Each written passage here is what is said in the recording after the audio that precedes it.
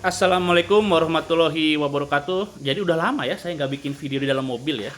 Tadinya sih mau di luar, cuma lagi bulan puasa, panas. Nah, lagi-lagi kita masuk ke dalam mobil, nggak apa-apa ya. Ah, kalem tutupan heula meh teu gandeng. Oke teman-teman, selamat wayah kieu ya. Nah kali ini saya jadi kepikiran nih.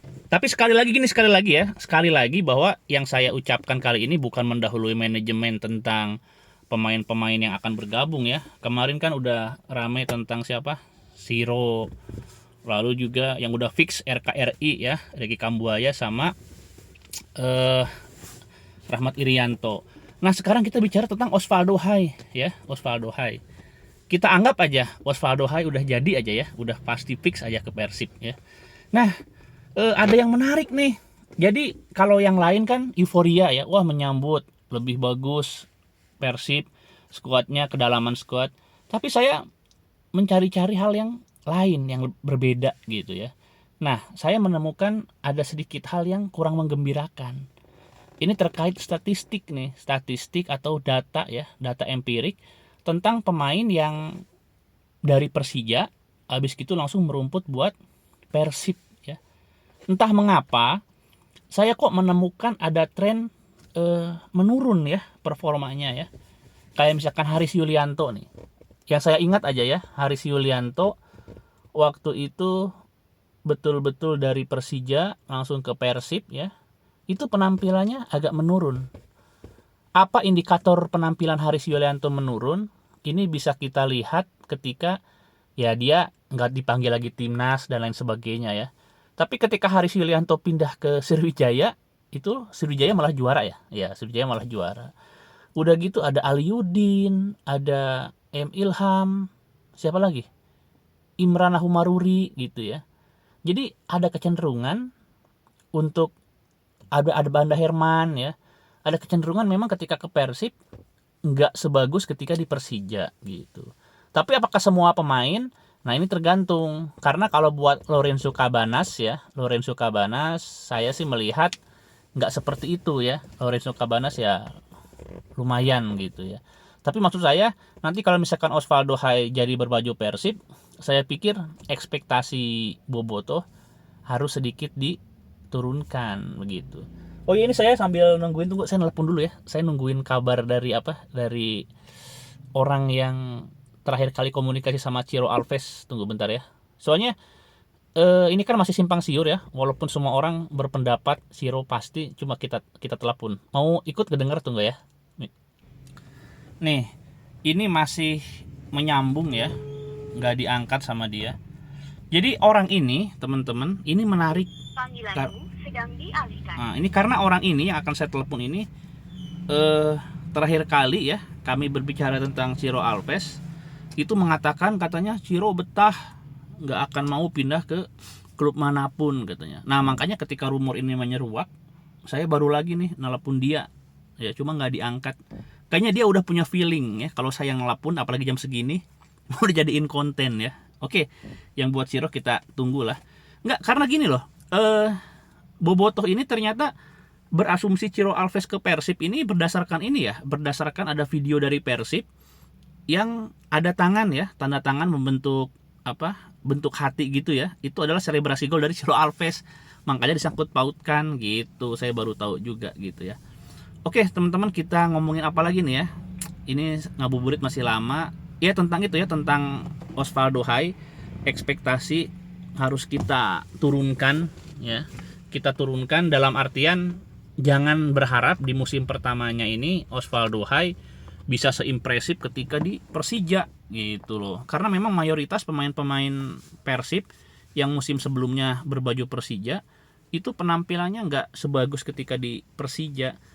Osvaldo kenapa dikatakan bagus ya, walaupun peringkat Persija keluar dari 5 besar, saya pikir agak susah juga nih bilang indikator dia bagus banget di Persija ya. Terkecuali kalau kita lihat dia ngegolin lawan Persib ya. Lihat kan gol dia waktu ke Persib, dia dapat bola terobosan dari Rico Simanjuntak ya. Rico Simanjuntak itu semi salto, dia kejar langsung di syuting. Nah, itu untuk ukuran pemain belakang ya, pemain defender ya, tengah gitu ya, yang suka maju ke tengah. Kalau misalkan di PS ini namanya defensive midfielder ya. Nah, itu bagus tuh. Persib belum punya tuh pemain-pemain seperti itu gitu saya pikir. Oke teman-teman, ini udah 5 menit ya, udah 5 menit. Saya masih belum dapat kabar lagi dari orangnya. Jadi sebetulnya pagi hari ini agak eksklusif nih. Saya ingin nanya sama orang yang mengatakan bahwa Ciro tidak akan pergi dari Persikabo. Tapi kan ini banyak faktor ya. Saya teh pingin ngasih tahu tentang Persikabo, tentang orang-orang di belakangnya dan lain sebagainya. Terlebih ketika mereka kemarin terlibat konflik ya sama pemain Pemain Brazil ya. Siapa namanya? Alex apa ya? Alex. Sampai presiden Brazil juga ngasih statement loh itu. Presiden Brazil ngasih statement. Tadinya pingin, cuma takutnya jadi ngomongin orang dan belum urgen ya, belum urgen lah. Cuma masalahnya gini, kalau misalkan Ciro dikaitkan sama uang nih, kan banyak orang ngomong, wah Ciro walaupun betah di Persikabo, kalau ada yang nawarin tinggi mungkin pindah. Iya, tapi kan Persikabo juga bisa nawarin dia bagus juga duitnya ya. Karena orang yang berada di belakang Persikabo juga ini salah satu taipan papan atas di Indonesia gitu. Saya nggak tahu nih teman-teman udah tahu belum ya. Jangan-jangan udah pada tahu gitu. Cuma saya baru denger sekitar sebulan lalu, saya telusuri kan sejak kasus ribut-ribut Persikabo sama pemain Brasil ini. Gitu aja teman-teman ya. Jadi lagi-lagi saya ingin mengatakan bahwa kita punya harapan yang tinggi untuk Liga Indonesia. Kenapa? Karena musim ini agak berbeda dengan musim-musim sebelumnya. Musim ini tuh baru beres musim lalu. Tanggal 30 Maret beres kan, 31 Maret beres. Tiba-tiba belum ada seminggu udah ada geliat di bursa transfer ya. Persib mengumumkan, terus PSIS juga mengumumkan Marukawa sama siapa? Sama Fortes gitu ya.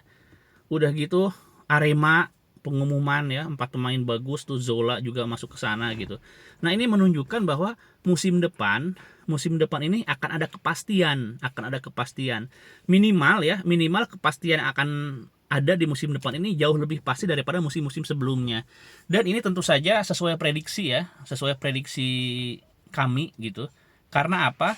Karena kalau kita melihat komposisi orang-orang PSSI ini, dari mulai yang latar belakangnya militer, lalu juga ada polisi ya, militer dulu tuh ya Pak Cucu ya, ada polisi Pak Iwan Bule, lalu juga disupport banget sama orang-orang yang pernah terlibat di kepemerintahan ya, dari mulai imigrasi juga kooperatif kan. Ini kemarin kan sebelum zamannya Pak Iwan Bule ini ribut masalah kitas lah, apalah ya. Nah, tapi kali ini rezim PSSI yang sekarang terlihat memang sangat nggak ada masalah gitu, sangat kooperatif dan sangat kompak dengan pemerintah, sehingga kejadian-kejadian di tahun-tahun sebelumnya ketika kompetisi ini terganjal izin lah, terganjal apalah ya, hal-hal administrasi yang berkaitan dengan negara kayaknya nggak akan terjadi gitu. Apalagi kalau kita lihat dari sponsorship nih, setelah kemarin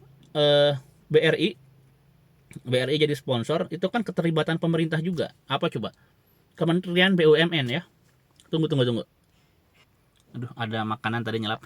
Ya, jadi suksesnya penyelenggaraan BRI Liga 1 itu juga sebetulnya ada campur tangan pemerintah yang besar, yaitu Kementerian BUMN. Kan sempat dikatakan ya sama Pak Iwan Bule bahwa berterima kasih kepada Pak Erick Thohir yang telah membantu mencarikan sponsor. Sponsornya BRI adalah salah satu BUMN di Indonesia, bank ya, perbankan. Bahkan BRI itu adalah bank nomor 1 terbesar loh ya, bank nasional terbesar di Indonesia gitu. Jadi saya pikir kenapa klub-klub pada pede nih ya, menggeliat transfer, ngeluarin uang sampai berapa miliar ya, karena memang untuk kepastian musim 2022 ini tingkat kepastiannya sangat-sangat tinggi gitu loh ya teman-teman.